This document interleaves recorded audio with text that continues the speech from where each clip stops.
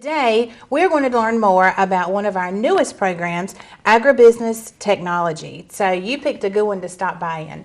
Joining me in the studio today, I've got Mr. Bennet, Ivey, Briley, Skipper, of course, Mr. Leroy Humphries, you're our lead instructor in the Agribusiness Technology program, and Amber Mattice.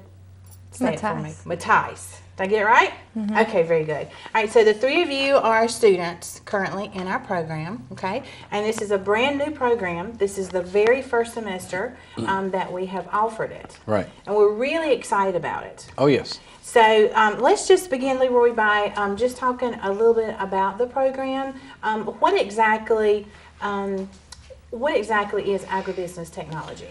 Agribusiness technology is the blending of agricultural science with the business program to give us an idea of, or give the students an idea of how in agriculture we can actually blend the management and the accounting and everything together to make a concise job out there. It is a needed market, after talking with our partners in the community, Ms. Ransom and the others that designed this program saw a need, and we're filling that need to actually have students that are coming out of the program with the knowledge to actually get out and do the farm work itself and take care of the books and everything else at night, or in addition. Right. So. Because we did a lot of homework and a lot of planning. Right. I think we really received a lot of great support from the local business and industry right here in our service area. Like you said, it sounds like they were able to find folks that knew the agricultural side and the business side, but not necessarily the blending of the two. So this program will do just that. Yes. So when our students graduate with we offer a 2-year degree as well as a certificate. Right. They should be more than qualified to meet the jobs available in our service area. Right, and you can go anywhere from the farm to the retail store to manufacturing, nurseries, veterinary clinics, just about anywhere. Even vet school or taking this on to the university, doing a 4-year degree in agricultural science, and then coming back. Because this program, these courses will transfer to a 4-year university. Right, and they will transfer up to any of the 4-year universities. I know NC State and NC A&T both have really good ag programs. Those are our 2 extension colleges as well, North Carolina land-grant universities. And then, of course, as far as our articulation agreement goes, we are looking in to make sure that everything that we offer transfers up equivocally. Right.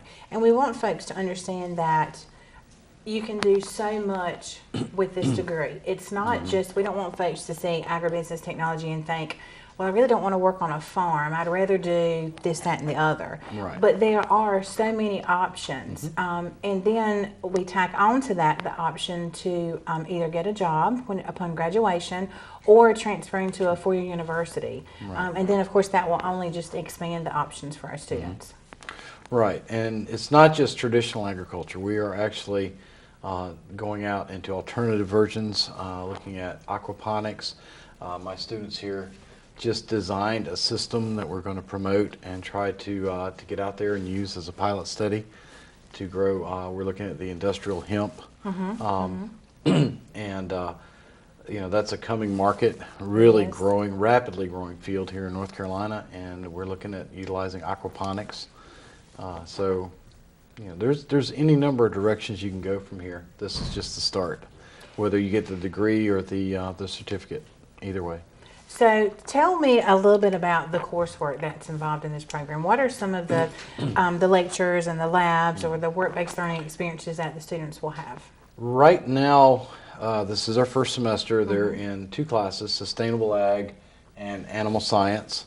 Both of these are mostly, so far, lecture-based. We've taken a few weeks to design this aquaponics system, and put that together to to try to present at a conference here last week. Didn't get to present it, but we had it ready to go.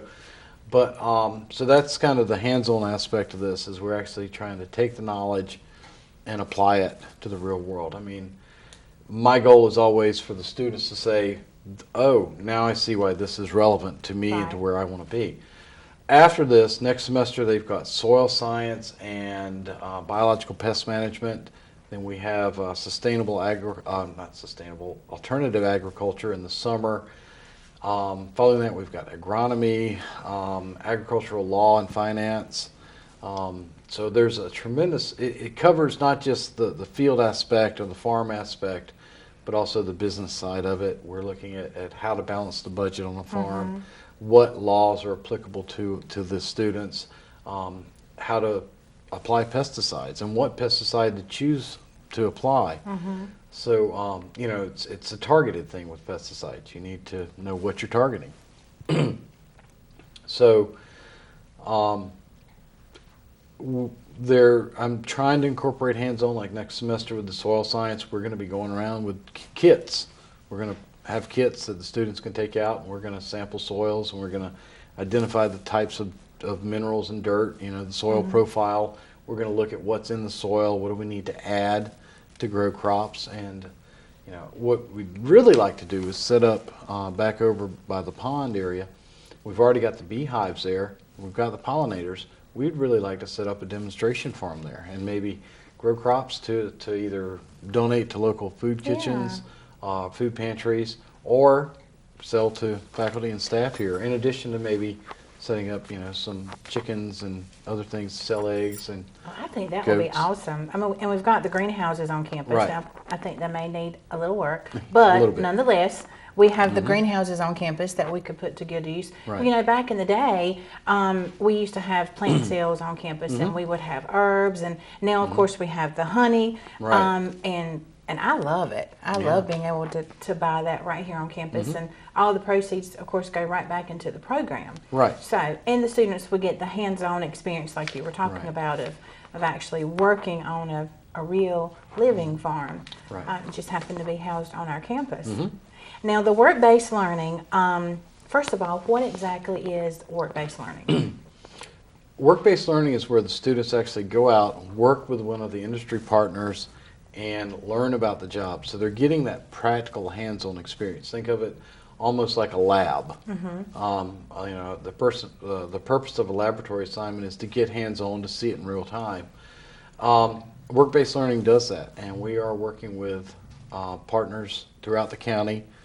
And I don't really want to go into details on names or anything Keep like that that. top secret for the time being. But working to get opportunities for our students to go in and do that for a semester and getting credit here, college credit, in addition to time in the field. And that's going to be a tremendous benefit if we can get that, because it gives that real world application of the knowledge, and that's so crucial for the students as a whole. And it would also be a good opportunity for these business and industries to kind of get a little preview as to the type of students that we are cultivating in this program. Yeah. So that's a win-win. It's a win-win, and on top of that, it gives them the opportunity to kind of give us a little feedback also, where we would like to see maybe this course offered as well as what you're doing now. So it is very much a win-win. It helps the business owner or the business, and it helps the students.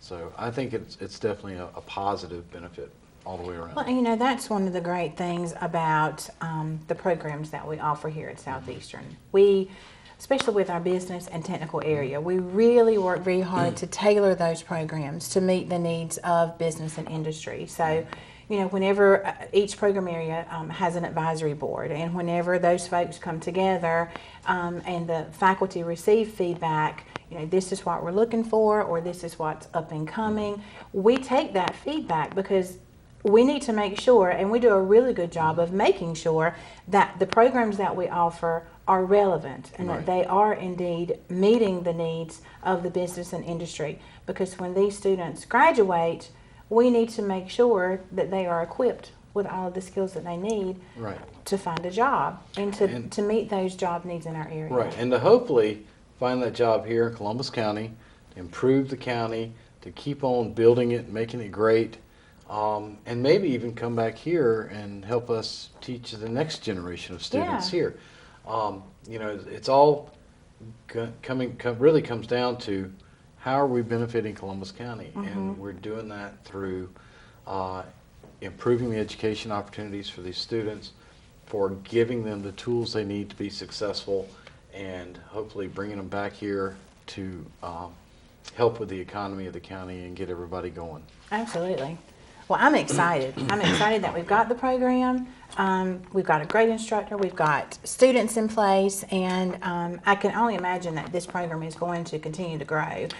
This is the first semester, so we have a few students. We've got 3 joining us today, so we've got a few students that are already registered and have started the program. Right. But I anticipate us having a lot more.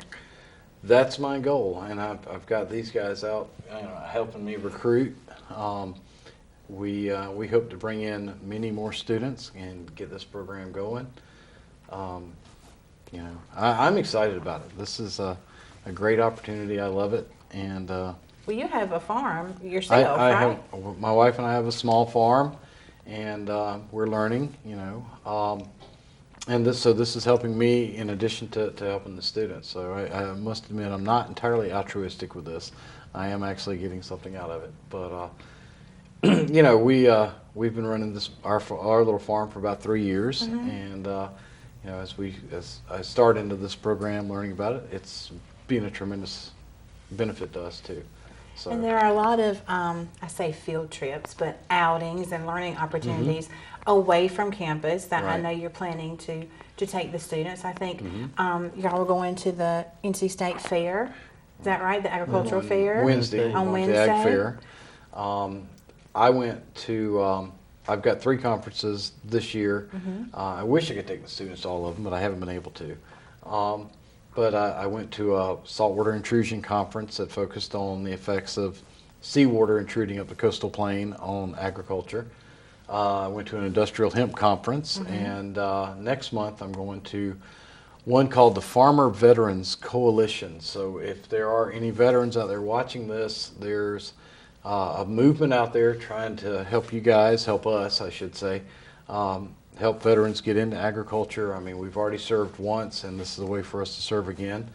And a way to give back a little more.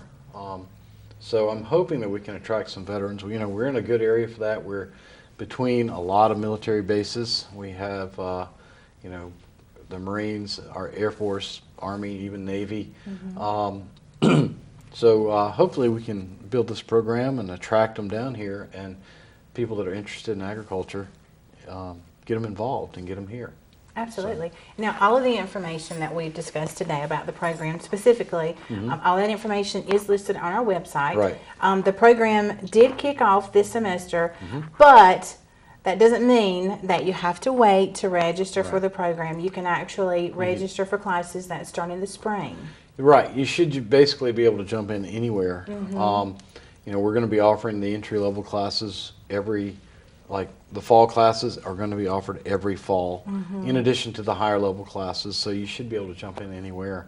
All the information's on the website. And you can always contact me. Yes, and the spring schedule I know is in process, so it should be on our website within the next couple of weeks. So folks can go ahead and take a look to see what classes are offered, but all of those resources are conveniently located on our website. Yes. So. And again, they can contact myself or Ms. Ransom, and we can answer any questions and help them get registered. Right. So. Well, speaking of getting registered, let's have a little conversation with the 3 students that we have here. Bennet, I'm going to start with you. Just your love of agriculture, what attracted you to the program? Well, whenever I started farming or whatever, I always thought driving the tractors and stuff were cool, and then, they offered this close to home, and I said, why not, I'm doing something I enjoy. Because you were born and raised in Evergreen. Yes, ma'am. Right? So, what do you like best about the program so far? What's the coolest thing you've learned? Probably, I kind of like the part about the concern farmers had for spraying and stuff, running off for the chemicals and stuff like that.